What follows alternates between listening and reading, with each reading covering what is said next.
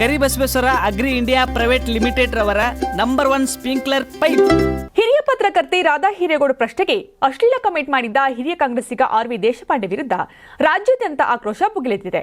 ಇದೇ ವಿಚಾರವಾಗಿ ಪ್ರತಿಕ್ರಿಯೆ ನೀಡಿರುವಂತಹ ಬಿಜೆಪಿ ಶಾಸಕ ಮಹೇಶ್ ತೆಂಗಿನಕಾಯಿ ಶ್ರೀಕುಲಕ್ಕೆ ಕ್ಷಮೆ ಕೇಳುವಂತೆ ಆಗ್ರಹಿಸಿದ್ದಾರೆ. ಜನಪ್ರತಿನಿಧಿಗಳು ಪತ್ರಕರ್ತರನ್ನ ಗೌರವಿಸಬೇಕು. ಹಿರಿಯ ರಾಜಕಾರಣಿಯಾಗಿ ಪತ್ರಕರ್ತರ ಪ್ರಶ್ನೆಗೆ ಸರಿಯಾದ ಉತ್ತರವನ್ನ ನೀಡಬೇಕು. ಅದನ್ನ ಬಿಟ್ಟು ಅವಹೇಳನಕಾರಿಯಾಗಿ ಮಾತನಾಡುವುದು ಸರಿಯಲ್ಲ. ಪತ್ರಕರ್ತರೆಲ್ಲ ವೈಯಕ್ತಿಕವಾಗಿ ಏನನ್ನೂ ಕೇಳುವುದಿಲ್ಲ. ಆ ಜಿಲ್ಲೆ ತಾಲೂಕಿಗೆ ಸಂಬಂಧಿಸಿದಂತಹ ಪ್ರಶ್ನೆಗಳನ್ನ ಕೇಳ್ತಾರೆ. ಜನಪ್ರತಿನಿಧಿಗಳು ಸರಿಯಾಗಿ ಉತ್ತರ ನೀಡಬೇಕು. ಆದ್ರೆ ಕಾಂಗ್ರೆಸ್ಸಿನ ಸಂಸ್ಕೃತಿ ಇದೇ ಆಗಿದೆ ಅಂತ ಹುಬ್ಬಳ್ಳಿಯಲ್ಲಿ ಮಹೇಶ್ ತೆಂಗಿನಕಾಯಿ ವ್ಯಂಗ್ಯವಾಡಿದ್ದಾರೆ. ನೋಡಿ, ಆರ್.ವಿ. ದೇಶಪಾಂಡೆ ಅವರು ಬಹಳ ಹಿರಿಯ ರಾಜಕಾರಣಿಗಳಾಗಿ ರಾಜಕಾರಣದಲ್ಲಿ ತಮ್ಮ ಸೇವೆಯನ್ನು ಸಲ್ಲಿಸುತ್ತಿದ್ದಾರೆ.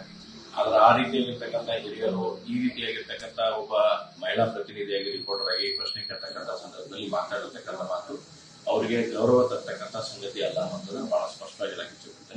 ಯಾಕಂದ್ರೆ ಯಾವುದೇ ಮಹಿಳೆಯರು ಕೂಡ ಬಂದಾಗ ಅನೇಕ ರಿಪೋರ್ಟರ್ ಕೇಳ್ತಾರೆ. ಅಲ್ಲಿಗೆ ಅವರು ಕೇಳೋದು ಯಾರು ತಮ್ಮ ವೈಯಕ್ತಿಕ ಯಾವ್ದು ಕೇಳಿರಲಿಲ್ಲ.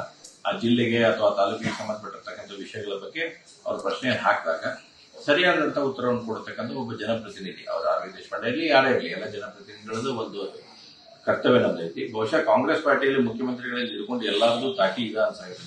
ಯಾಕಂದ್ರೆ ಒಬ್ರು IAS ಅಲ್ಲೇ ಎದ್ದು ಒಂಥರ, ಇನ್ನೊಬ್ರು CPIಗೆ ಹೊಡೆಯುವಂತ ಪ್ರಯತ್ನ ಮಾಡ್ತಾರ. ಹೀಗಾಗಿ ಕಾಂಗ್ರೆಸ್ ಕಲ್ಚರ್ ಈಗ ಬಹಳಷ್ಟು ಹೊರಗಡೆ ಬರ್ತಾ ಇದೆ, ಯಾವ್ಯಾವ ರೀತಿ ನಡೀತಾ ಇದೆ ಅಂತಕ್ಕಂಥದ್ದು ಆಗುತ್ತೆ.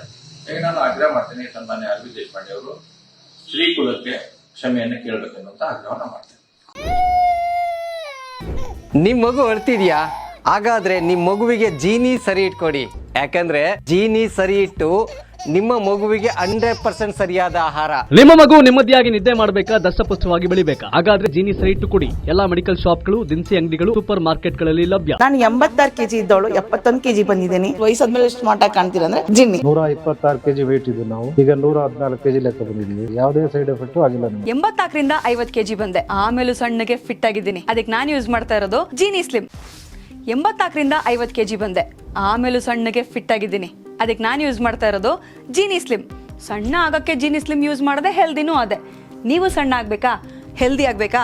ಹಾಗಿದ್ರೆ ಜೀನಿ ಸ್ಲಿಮ್ ಯೂಸ್ ಮಾಡಿ. ಸಣ್ಣ ಆಗೋದಕ್ಕೆ ಯಾವುದೋ ಪ್ರಾಡಕ್ಟ್ ಹೇಳ್ತಾ ಇದ್ದಾಳೆ, ಏನಾದರೂ ಸೈಡ್ ಎಫೆಕ್ಟ್ಸ್ ಇದೆ ಅಂತ ಯೋಚನೆ ಮಾಡ್ತಾ ಇದ್ದೀರಾ? ಖಂಡಿತ ಇಲ್ಲ. ಯಾಕಂದ್ರೆ ಇದು ಕೆಮಿಕಲ್ ಫ್ರೀ. ಸಣ್ಣ ಆಗಬೇಕು ಅಂದ್ರೆ ಜೀನಿ ಸ್ಲಿಮ್ ಯೂಸ್ ಮಾಡಿ. ಹೆಚ್ಚಿನ ಮಾಹಿತಿಗೆ ಕೆಳಗೆ ಡಿಸ್ಪ್ಲೇ ಆಗ್ತಿರೋ ನಂಬರ್ಗೆ ಕಾಲ್ ಮಾಡಿ.